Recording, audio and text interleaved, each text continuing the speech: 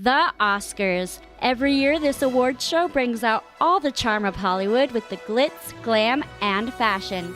But then, of course, there are the awards, especially the big one, Best Picture.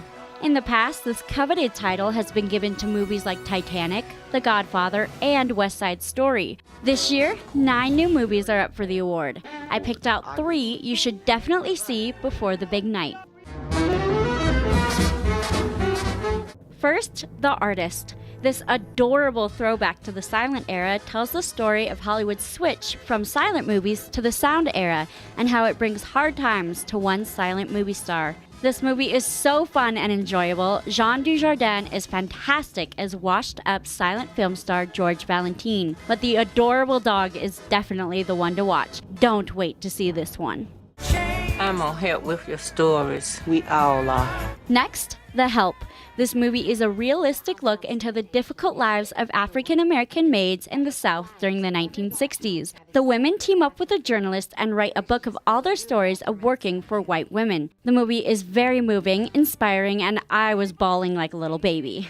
This is unbelievable. There's no city like this in the world. Finally, Midnight in Paris. Owen Wilson plays a man who's struggling to write his first novel. Each night as he walks around Paris, he gets lost and taken back to a time he idolizes, Paris in the 20s. He meets all his favorite artists of the time, including Hemingway and Picasso, all of whom help him work through his troubled present. This movie is a beautiful love letter to Paris and the 1920s. It is so fun to see all the historical figures come to life.